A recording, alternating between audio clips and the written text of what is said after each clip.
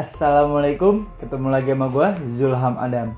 Jadi kali ini gue akan menceritakan kisah mistis pendakian Gunung Sumbing via Galung. Buat kalian yang penasaran, tonton video ini sampai habis.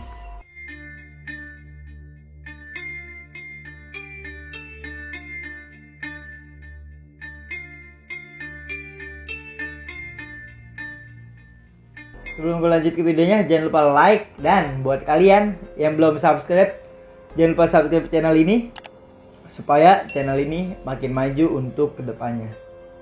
Jadi cerita kali ini gue dapat cerita melalui Instagram, yaitu akun Mystic Alea. Di akun ini habis gue lihat-lihat juga tuh. Jadi akun ini dapat cerita dari pendaki secara langsung, dan pastinya cerita ini berdasarkan real dan fakta. Dan buat kalian yang pengen tahu akun Instagram Mystic Alea ini, bisa langsung kalian cek Instagramnya, ada di bawah sini. Oke sob, buat kalian yang belum tahu Gunung Sumbing, Gunung Sumbing ini lokasinya di Temanggung, Jawa Tengah. Gunung ini termasuk gunung tertinggi ketiga di Pulau Jawa. Setelah Gunung Semeru, Gunung Slamet, barulah Gunung Sumbing. Gunung Sumbing memiliki ketinggian 3.371 meter di atas permukaan laut. Di gunung ini banyak terdengar kisah mistis, orang hilang, bahkan hal-hal gaib di kalangan para pendaki maupun masyarakat setempat. Buat kalian yang penasaran dengan kisah mistis kali ini, tonton video ini sampai habis. Jadi kali ini gue akan menceritakan kisah mistis di Gunung Sumbing melalui sudut pandang orang pertama, yaitu sebagai Alea. Halo, gua Alea.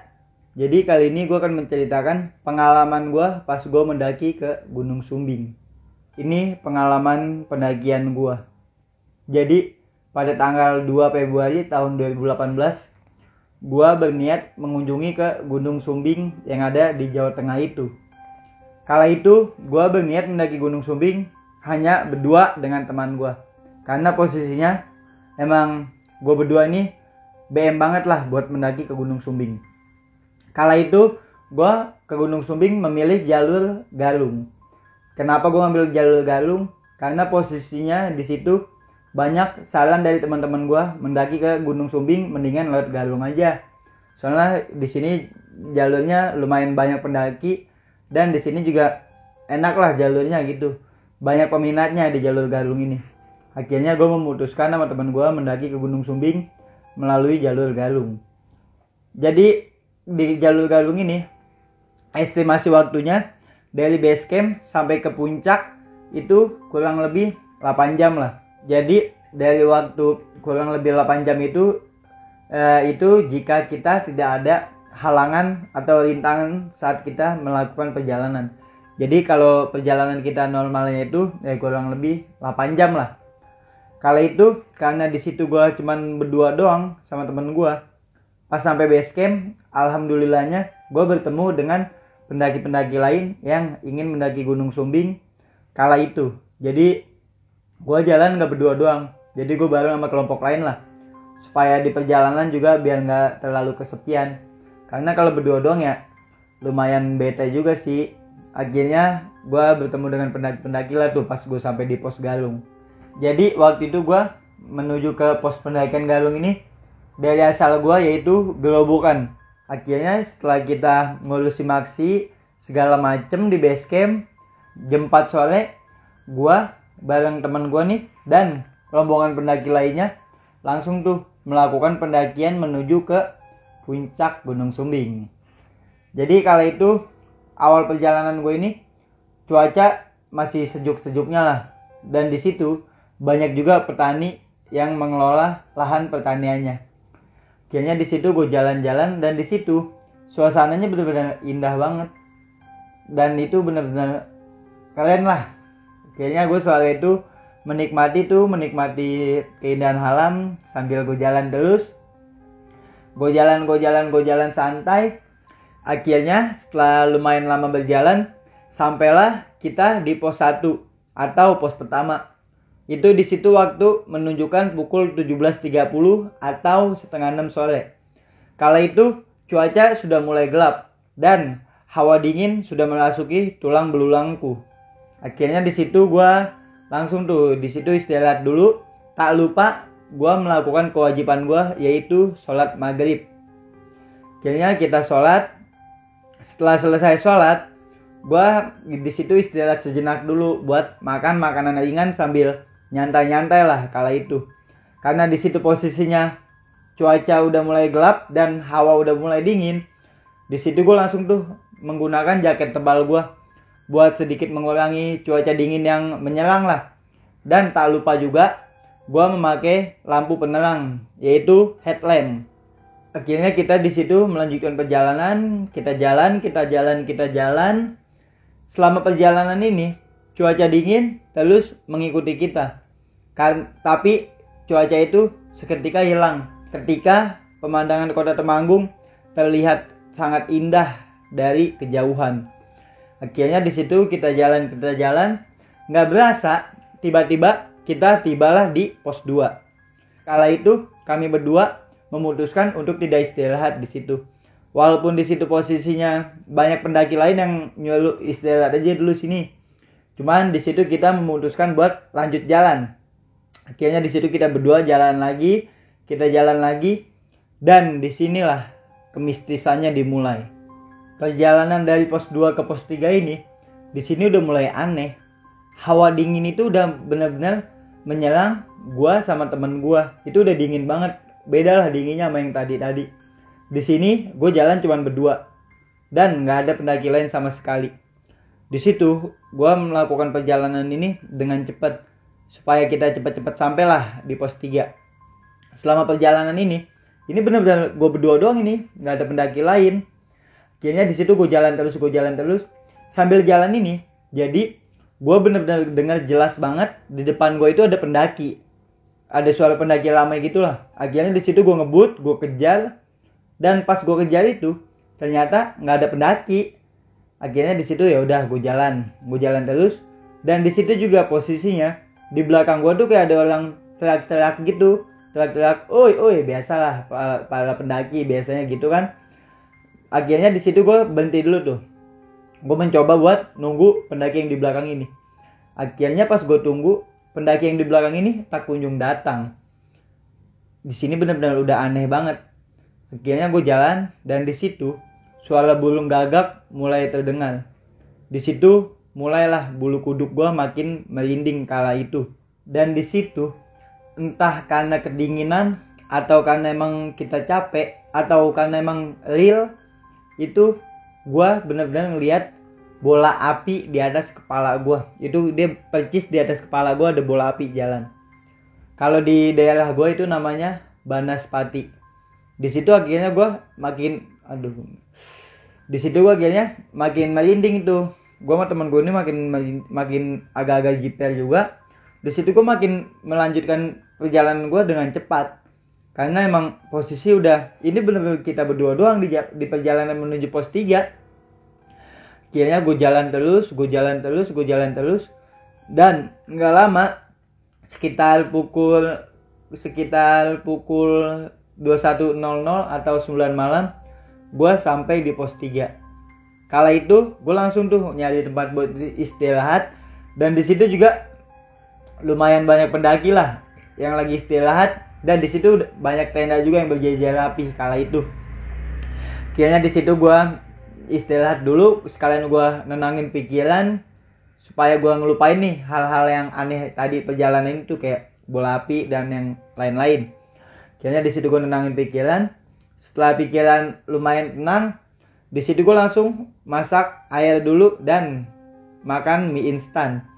Jadi gue buat ngangetin tubuh juga lah makan mie instan sekalian ngopi-ngopi santai. Tak lupa juga kala itu gue langsung melakukan sholat isya.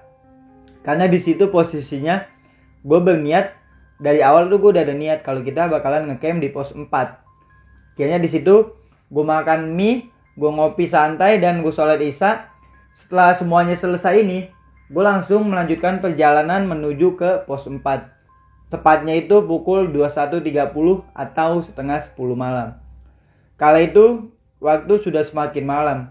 Cuaca pun semakin dingin dan hawa mistis pun makin terasa kala itu. Dan di situ posisinya karena treknya lumayan agak licin, di situ gue jatuh bangun lagi, dan di situ posisinya senter teman gue ini udah mati. Jadi di situ hanya ada satu senter. Buat kita berdua tuh cuma ada satu senter. Akhirnya di situ kita jalan lagi nih berdua, dan ternyata pas saat kita menuju ke pos 4 ini kita bertemu dengan pendaki lain. Akhirnya kita jalan sama-sama lah tuh buat menuju ke pos 4 kala itu. Dan di situ alhamdulillah setelah kita bareng pendaki lain ini udah mulai terasa cukup aman lah, udah nggak ada gangguan-gangguan di situ, masih tenang. Akhirnya kita jalan lah, kita jalan sampailah di pos 4 itu jam 22.45 menit atau jam 10 malam lewat 45 menit. Akhirnya di situ kita nyampe pos 4, gue langsung tuh di situ mendirikan tenda dan memasak air juga buat hangat-hangat lah, buat kita bikin yang hangat-hangat. Akhirnya di situ setelah kita santai-santai di pos 4 nih kan, jam 11 malam percis, gue sama temen gue masuk ke dalam tenda. Jadi di situ gue berniat untuk istirahat karena posisinya besok jam 4 pagi gue harus menuju ke puncak Gunung Sumbing. Akhirnya di situ oke lah, malam ini kita tidur ya. Dan di situ gue mencoba untuk melupakan hal-hal mistis yang tadi udah gue alamin. Akhirnya di situ gue tidur. Malam itu cuaca ya lumayan dingin juga lah di tenda. Akhirnya gue tidur. Setelah pulas tidur jam 3 pagi gue sama temen gue langsung bangun. Setelah bangun di situ gue masak dulu tuh. Masak untuk melakukan pemulihan juga lah, supaya tenaga gue lebih ekstra buat menuju ke puncak Gunung Sumbing. Akhirnya setelah masakan jadi, kita langsung makan. Selesai makan, tepat jam 4 pagi kita langsung melakukan perjalanan menuju puncak Gunung Sumbing. Kala itu kita beramai-ramai menuju puncak Gunung Sumbing bareng pendaki-pendaki lain lah. Akhirnya kita di situ jalan sama-sama. Nggak lama kita jalan, sekitar 30 menitan. Di situ kita semua diterjang badai dan kabut yang sangat tebal. Akhirnya di situ posisinya karena kabut tebal banget dan jarak pandang itu terbatas juga. Kita jalan itu kita jadi jalan kayak ke bawah keluar jalur lah. Jaraknya kira-kira sekitar 50 meteran itu kita kayak keluar jalur gitu. Jadi posisinya tuh kita kayak ke bawah badai lah, kita jadi nyasar ke jalan mana tahu kala itu. Kayaknya di situ benar-benar dingin banget. Itu benar-benar lengkap menemani perjalanan gua menuju ke puncak. Kayaknya kita nggak lama akhirnya kita sadar kalau ini jalan bukan menuju ke puncak Gunung Sumbing. Kayaknya kita muter balik, kita balik arah, dan di situ temen gue juga nggak sadar kalau ini jalanan udah beda lah, udah bukan jalur pendakian menuju puncak. Kayaknya di situ gue langsung balik arah ke jalan yang resminya lah, jalan yang benernya buat menuju ke puncak Gunung Sumbing. Dan di situ posisinya bener-bener aneh banget. Awalnya kan kita rame-rame menuju puncak Gunung Sumbing. Di situ ternyata tiba-tiba tinggal gue berdua doang. Di situ posisinya pikiran gue udah mulai aneh. Gue udah mikirin hal-hal yang jangan sampai terjadi lah. Pikiran bener-bener udah kacau di situ. Dan gue bingung nih, ini kita gimana nih, mau jalan berdua aja ke puncak Gunung Sumbing. Kayaknya di situ oke lah kita putuskan buat melanjutkan perjalanan menuju puncak Gunung Sumbing. Karena kalau misalnya gue balik lagi ke pos 4, nggak mungkin dong. Jadinya nanti gue malah nggak muncak. Akhirnya di situ oke, kita berdua tetap melanjutkan perjalanan menuju Gunung Sumbing. Akhirnya gue berdua-dua tuh, gue melanjutkan perjalanan terus, Akhirnya di situ setelah kita lumayan agak jauh berjalan, di situ gue ngeliat ada 2 orang pendaki dari jauh. Dan di situ gue kan nyenterin ya, posisinya itu nggak terlalu kelihatan karena kala itu kabut bener-bener tebal. Akhirnya gue mencoba buat ngedeketin 2 pendaki ini. Gue jalan, pas gue udah deket, di situ gue ngeliat dengan mata kepala gue sendiri 2 pendaki ini terjun bebas ke dalam jurang yang lumayan sangat dalam. Akhirnya di situ karena gue panik ya kan, gue teriak tuh tolong. Dan di situ posisinya nggak ada pendaki satupun yang mendengar teriakan minta tolong gue, karena di situ emang posisinya cuman gue berdua doang. Pas gue lihat itu benar-benar ada pendaki yang jatuh dan itu jurangnya benar-benar dalam banget. Akhirnya di situ karena gue berdua panik, di situ gue langsung lari tuh. Gue lari lumayan kencang banget lah. Gue lari dan di situ posisinya pas gue lagi lari, gue ternyata jatuh juga. Alhamdulillahnya gue jatuh ke lubang kecil, maksudnya lubangnya nggak terlalu dalam lah gitu. Jadi di situ pas gue jatuh, gue panik ya kan, langsung tuh gue bangun lagi, gue istirahat dulu, minum lah, gue santai-santai sekalian gue nenangin pikiran juga nih. Itu benar-benar real banget, gue ngeliat pendaki loncat ke jurang dan posisinya itu jurang dalam banget. Akhirnya di situ pas kita lagi istirahat, di situ posisinya gue benar-benar shock banget kan, gue langsung tiduran kala itu. Gue tiduran sama temen gue dan di situ posisinya kan masih gelap ya. Kayaknya gue madep ke arah sebelah kanan lah. Gue madep gini, itu posisi kan sendal gue masih nyala ya. Gue madep gini dan di situ gue ngeliat ada sekitar jarak 10 meteran itu ada pendaki. Kala itu pendaki, dia pakai setelan pendaki dan di situ yang gue lihat pendaki ini nggak ada kepalanya. Wah gila, di situ gue bener-bener shock banget karena posisinya di situ gue lagi kesakitan juga karena gue bisa jatuh ke jurang yang gak terlalu dalam ini. Kayaknya di situ gue langsung tuh gue melantunkan ayat-ayat suci lah. Posisinya di situ gue bener-bener wah gila ini asli, gue bener panik banget. Ini pendaki bener-bener gue lihat real nggak ada kepalanya.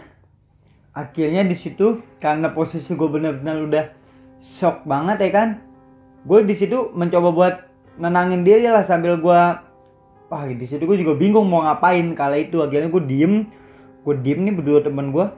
Setelah sekitar 20 menitan akhirnya ada rame-rame pendaki datang, dan pendaki ini dari salah satu kampus yang ada di Jogja.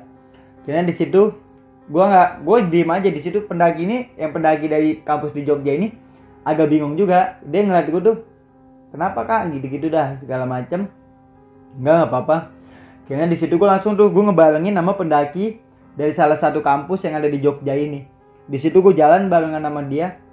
Posisinya di situ gue masih kepikiran terus, itu dia masih terbayang-bayang di pikiran gue pendaki tanpa kepala ini. Gila. Akhirnya di situ gue tetap melanjutkan perjalanan. Gue jalan bareng anak-anak rame ini. Gue jalan dan gak lama gue sampai di puncak Gunung Sumbing bareng sama pendaki yang lainnya ini. Di situ pemandangan Gunung Sumbing benar-benar indah banget dan itu sedikit mengobati rasa takut dan lelah gue pas sebelum nyampe puncak itu. Jadi benar-benar langsung gue mencoba buat ngilangin lah pikiran-pikiran gue yang negatif ini, dan hal-hal yang aneh tadi gue alami itu benar-benar langsung gue ilangin. Posisinya ini benar-benar gila. Lu bayangin aja lu kalau ketemu ibaratnya kayak pendaki pala buntung gitulah. Akhirnya di situ sampai puncak gua hiporia dulu ya kan, gua santai-santai sekalian foto-foto segala macam. Benar-benar sungguh sangat indah lah ciptaan Tuhan yang Maha Kuasa. Akhirnya di situ setelah kita selesai segala macam di puncak, tepat jam 8 pagi kita langsung tuh turun menuju ke pos 4. Dan saat perjalanan turun ini gue sama temen gue tuh mencoba buat melihat ke jurang yang tadi ada pendaki terjun bebas.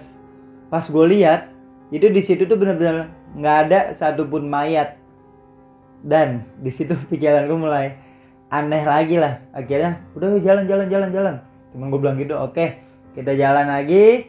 Dan tepat jam 9 pagi kita sampai di pos 4. Setelah sampai di pos 4 ini, gue langsung di situ packing tenda, kita rapi-rapi segala macem, masak ya kan.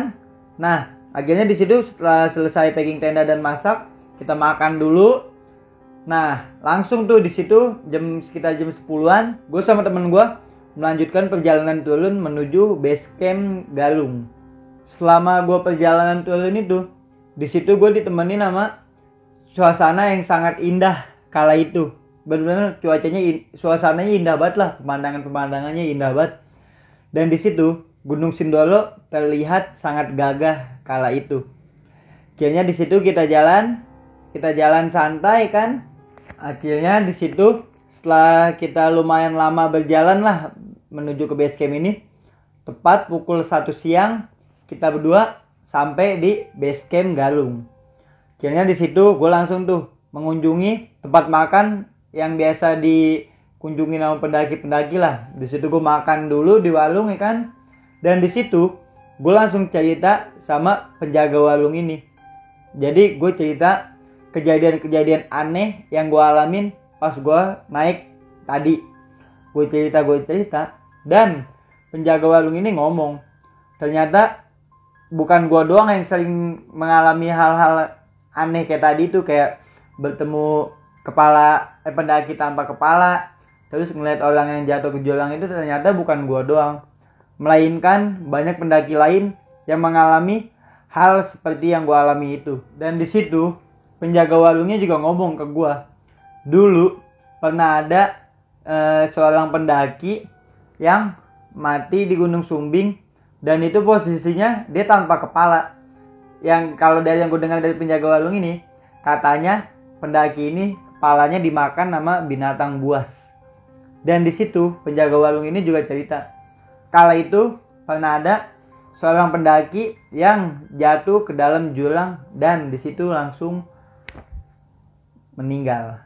Akhirnya di situ gue hanya bisa mengucap syukur alhamdulillah gue bisa selamat dari segala hal-hal aneh yang menghampiri gue kala itu.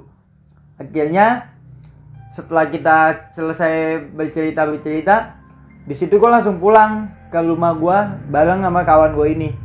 Akhirnya kan kita berdua pulang tuh ya kan ke tempat, ke rumah kita lah di Gerobokan.